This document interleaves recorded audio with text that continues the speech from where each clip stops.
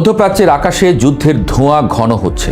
পাকিস্তানের শান্তি পরিকল্পনা, হরমুজ প্রণালীর জট, ট্রাম্পের অগ্নিগর্ভ ভাষা, সব মিলিয়ে পৃথিবী দাঁড়িয়ে আছে এমন এক সন্ধিক্ষণে যেখানে একটি সিদ্ধান্ত বদলে দিতে পারে ইতিহাসের গতিপথ। ইতিহাসে কিছু রাত থাকে যেগুলো শুরু হয় সাধারণভাবে কিন্তু শেষ হয় পৃথিবীর মানচিত্র বদলে দিয়ে। ওয়াশিংটনের ঘড়িতে যখন রাত 8টার দিকে সময় এগোচ্ছিল তখন পৃথিবীর বহু শহরে মানুষ ঘুমাতে পারছিল না, কারণ একজন মানুষ বারবার সামাজিক মাধ্যমে লিখছিলেন, বলছিলেন, ইঙ্গিত দিচ্ছিলেন, আর সেই মানুষটির নাম ডোনাল্ড ট্রাম্প। তাই বিশ্বের কোটি মানুষের মনে প্রশ্ন, ট্রাম্প আসলে কি পরিকল্পনা করছেন আর তার মনেই বা কি চলছে? ট্রাম্পের ভাষা সবসময়ই নাটকীয়, কিন্তু এবারের কথাগুলো যেন অন্যরকম ভার বহন করছিল। তিনি রাতে টুইট করে লিখলেন, ইরানকে এক রাতেই নিশ্চিহ্ন করা সম্ভব। এমন বাক্য ইতিহাসে নতুন নয়, কিন্তু সময়টা ছিল অস্বাভাবিক, কারণ এই মুহূর্তে যুদ্ধ চলছিল, তেলের দাম আকাশ ছুঁয়েছে, হরমুজ প্রণালী কার্যত বন্ধ, আর বিশ্ব অর্থনীতি শ্বাসরুদ্ধ অবস্থায়। এই জায়গাটাতেই এসে সন্দেহ জাগে, কারণ ট্রাম্পের একটা স্বভাব আছে, তিনি অনেক সময় এমন কথা বলেন যা বাস্তবতার চেয়ে মনস্তত্ত্বের খেলা বেশি। তিনি জানেন ভয় দেখানো কখনো কখনো যুদ্ধ করার চেয়েও কার্যকর।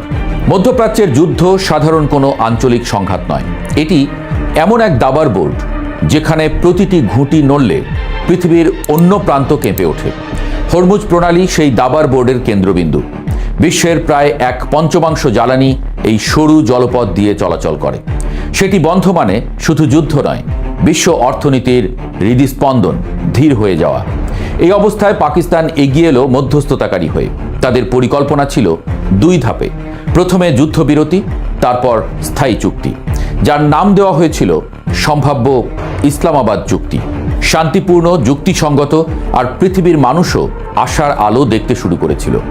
কিন্তু ট্রাম্প সেটিকে বললেন যথেষ্ট ভালো নয়। এখানেই প্রশ্ন জন্ম নেয়, ট্রাম্প কি সত্যিই যুদ্ধ চান, নাকি তিনি যুদ্ধের ভয় দেখিয়ে কূটনৈতিক জয় আদায় করতে চান? ট্রাম্পকে বোঝার জন্য তার রাজনৈতিক চরিত্র বুঝতে হয়। তিনি রাজনীতিবিদ কম, দর কষাকষির ব্যবসায়ী বেশি। তার ভাষা প্রায়ই অতিরঞ্জিত, যেন আলোচনার টেবিলে নিজের অবস্থান শক্ত করার জন্য আগেই দাম বাড়িয়ে রাখা। তিনি ভালো করেই জানেন ভয় একটি কৌশল, শত্রুকে যেমন ভয় দেখায়, মিত্রদেরও তেমনি চাপ দেয়। কিন্তু এবার সমস্যা হলো এই ভয় বাস্তব অস্ত্রের উপর দাঁড়িয়ে আছে, কারণ এই সময়ে মার্কিন সেনাবাহিনীতে বড় রদবদল হয়েছে। সামরিক নেতৃত্বে পরিবর্তন সাধারণ ঘটনা হলেও যুদ্ধের মাঝখানে এটি অন্য বার্তা দেয়। এটি বোঝায় সিদ্ধান্ত গ্রহণের কাঠামো ও বাস্তবায়নের লক্ষ্যে সব নতুন করে সাজানো হচ্ছে। ইতিহাস বলছে বড় সামরিক অপারেশনের আগে প্রায়ই এমন পুনর্বিন্যাস ঘটে। তবে আসলেই কি যা অনুমান করছি তাই হতে যাচ্ছে ইরানে? তবে বাস্তবতা আরও জটিল। যুক্তরাষ্ট্র পারমাণবিক হামলা চালাবে, এই ধারণা যতটা ভয়ঙ্কর, বাস্তবে ততটা সহজ নয়। পারমাণবিক অস্ত্র কোনো সাধারণ বোমা নয়, এটি রাজনৈতিক আত্মঘাতী অস্ত্র। একবার ব্যবহার মানেই আন্তর্জাতিক আইন, নৈতিকতা এবং কূটনৈতিক সম্পর্কের এমন ভাঙন যেখান থেকে ফিরে আসা প্রায় অসম্ভব। হোয়াইট হাউস ইতোমধ্যেই বলেছে পারমাণবিক হামলার কোনো পরিকল্পনা নেই। এই বক্তব্যকে হালকাভাবে নেওয়া যায় না, কারণ আমেরিকার সামরিক সিদ্ধান্ত একক ব্যক্তির আবেগে নির্ভর করলেও সেটি বহু স্তরীয় কাঠামোর মধ্য দিয়ে বাস্তবায়িত হয়। তবুও ভয় কেন রয়ে যাচ্ছে? কারণ যুদ্ধের সময় যুক্তি প্রায়ই আবেগের কাছে হার মানে। ইরানও পিছিয়ে নেই, তারা স্পষ্ট জানিয়েছে অস্থায়ী যুদ্ধবিরতি নয়, পুরো যুদ্ধের সমাপ্তি চাই। তাদের অভিজ্ঞতা বলছে বিরতি মানে প্রতিপক্ষের পুনর্গঠন, তাই তারা হরমুজ খুলতে অস্বীকৃতি জানিয়েছে। এটি শুধু সামরিক সিদ্ধান্ত নয়, অর্থনৈতিক অস্ত্রও। বিশ্ব তেলের বাজারকে চাপের মধ্যে রেখে তারা কৌশলগত সুবিধা নিতে চাইছে। এই টানাপোড়েনে ট্রাম্পের হুমকি যেন আগুনে ঘি ঢালার মতো কাজ করেছে। কিন্তু একটি গুরুত্বপূর্ণ বিষয় প্রায় নজর এড়িয়ে যায়। ট্রাম্প একই সঙ্গে যুদ্ধের হুমকি দেন এবং কয়েক ঘন্টা পরই বলেন চুক্তির সম্ভাবনা ভালো। এই দ্বৈততা তার কৌশলের অংশ। তিনি সংকটকে চরমে নিয়ে গিয়ে শেষ মুহূর্তে সমঝোতার দরজা খুলতে পছন্দ করেন। ব্যবসায়িক ভাষায় একে বলা যায় ম্যাক্সিমাম প্রেশার বার্গেনিং। তাহলে কি সবই নাটক? না, পুরোপুরি নয়, কারণ যুদ্ধ ইতোমধ্যে বাস্তব। হামলা চলছে, মানুষ মারা যাচ্ছে, অবকাঠামো ধ্বংস হচ্ছে। শরীফ ইউনিভার্সিটি, পেট্রোকেমিক্যাল স্থাপনা, শহরের ভবন, রেল লাইন সবই এই সংঘাতের সাক্ষী। যুদ্ধ যখন এত দূর এগিয়ে যায়, তার একটি ভুল হিসাবও বড় বিস্ফোরণ ঘটাতে পারে। এখানেই সবচেয়ে বড় ঝুঁকি। ট্রাম্প হয়তো পারমাণবিক হামলা চান না, কিন্তু তিনি এমন পরিস্থিতি তৈরি করতে পারেন যেখানে ঘটনাগুলো নিজের গতিতে নিয়ন্ত্রণের বাইরে চলে যায়। ইতিহাসে বহু যুদ্ধ শুরু হয়েছে ইচ্ছাকৃত সিদ্ধান্তে নয়, বরং ভুল বোঝাবুঝি ও উত্তেজনার চেইন রিয়াকশনে। ন্যাটোর দূরত্বও গুরুত্বপূর্ণ সংকেত। পশ্চিমা মিত্ররা সরাসরি সমর্থন দিচ্ছে না।